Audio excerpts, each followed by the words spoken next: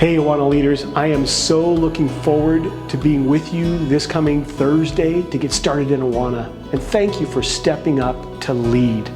You know, you are so crucial in helping to build a firm biblical foundation with our kids in AWANA. So I want to thank you for your commitment of time and to encourage you that you are vital to this ministry. I'd like to go over just a few things that you're going to encounter through the night and to give you an idea of how AWANA is going to be running this year.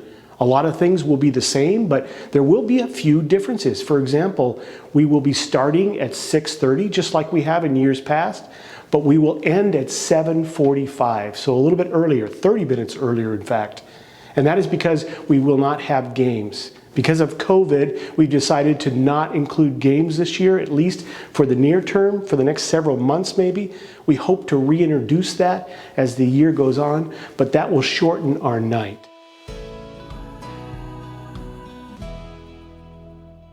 Now let me go through just a few details on timing. It's so important that you arrive early. You should arrive by 6 p.m.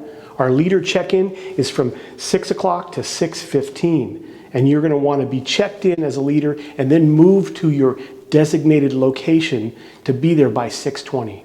That's so crucial because when our parents walk up, we want to have you at your tables waiting to receive the kids that have been assigned to you in your group. So be sure that you arrive early and that you get to your check-in location or your location for your kids by 6:20 so that we can start promptly at 6:30. As you know, we are very prompt in AWANA. We will start on time and we will end on time. So I appreciate you making a commitment to arrive early so you can accomplish that.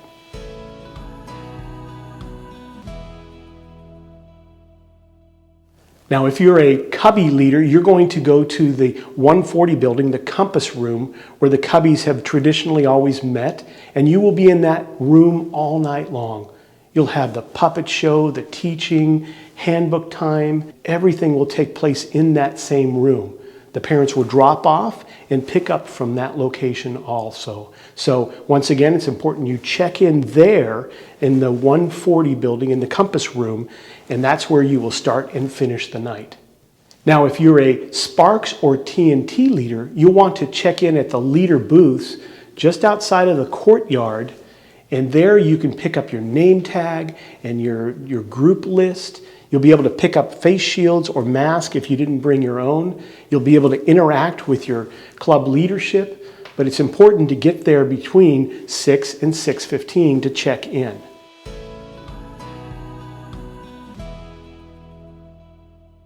Now, if you're a Sparks leader, you will begin and end your evening in the 120 East building. You'll start in your handbook locations where your group will be assigned.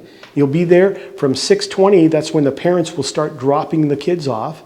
And then at 6:32, we'll ask you to move to the main auditorium in 120 East. That's where we'll have our teaching time and our music and announcements. And that will go until about 7:10 when we'll dismiss you back to your handbook location. So your parents basically will drop off and pick up at the same location.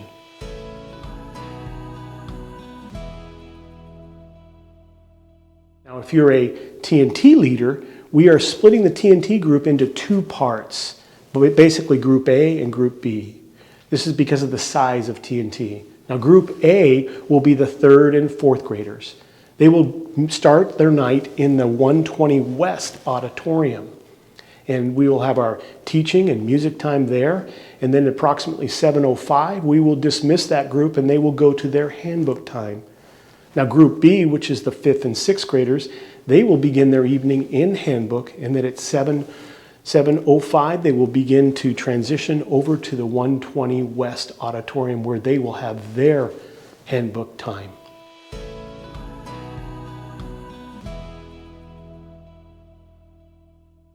Now, there will, of course, be some requirements for COVID. We are following the state requirements, and I'd like you to listen to Pastor Doug as he goes through some of those requirements right now. So please take a listen. All right, our next section is our COVID guidelines. That's what we're all here for right now, to learn what we're gonna do differently during this season of COVID. So I've got 3 sections here for you. The first one is for you teachers. Now, we need every single one of you to do, before you come in, a pre-check, a self-examination, if it were, to see if there's anything that would make it so that you should not come in. If you have a fever, if you've got a cough, if you're feeling any symptoms of sickness, during this season, we need you to stay home. I know that you want to be here, but if you feel not right the day you're supposed to teach, the day before, please let your coordinator know so that we can replace you in that classroom for that weekend, so we can make sure that we maintain that. So every single week, if you even have a question, if you've got a fever or not, just check yourself before you come in. That is really important. Now, I know some of us don't like this next one, but all the teachers in all the classrooms have to wear their masks. The new guidelines require that all the teachers have to be wearing either a face shield or a mask while they are in the presence of the kids. The only exception to this that we have is when you are teaching in front of your class, as you're more socially distanced, you're allowed to remove that mask so the kids can fully engage with you and your expressions during that time. But when you're up close sitting with kids at tables or engaging them like that, we need you all to be wearing a face shield or a mask. Now, we know that you guys all practice proper sanitation and hygiene, but during the season, we need you to be extra especially careful with your hands and with where you're putting things. So we're gonna ask that you use hand sanitizer often, and that we're gonna clean surfaces more often. Before the class, when you first get in, we want you to wipe door handles down, common surfaces down, and as you leave the classroom, we want you to do that as well. We're also going to be asking you guys to do some extra cleaning of toys, especially if you're seeing them go into kids' mouths and you see them passing in between. We're going to try to limit that as much as possible. We're also going to attempt, to the best of our ability, to be distanced. Now, for our little ones, that's not possible. We have to be in contact with them. But as the ages go up, we're asking that you use your discernment to stay as distanced as you can. Just limit that physical contact between you and the kids as much as you can. Now, I'm not saying that it all has to stop during this season. We know that some of that is necessary for these kids' development, and we're allowed to do so, but you need to just be careful with that. So use your discernment in how you engage physically with the kids.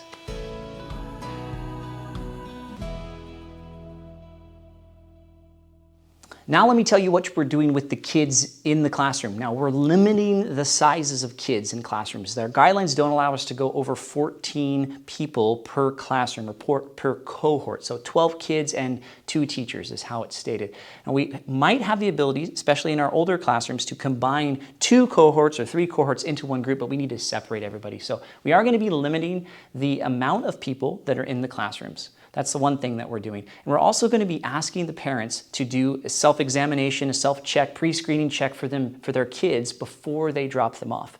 Now, we're asking them to do that. We know that might not always take place. So you as teachers need to be on guard as well to see if kids have any symptoms when they're showing up. Now, we're going to trust that parents are doing that. We're not going to question them or take their temperatures out the door, but we are going to just kind of use our discernment and see how kids are feeling. If kids are coughing, if they're sneezing, or they're complaining about aches, or they look flush, that is when you need to pull that kid aside, ask them how they're feeling, then contact your coordinator, come find someone that can come and pull that kid out and just do a simple examination, take their temperature, and then if we need to, we will remove that kid.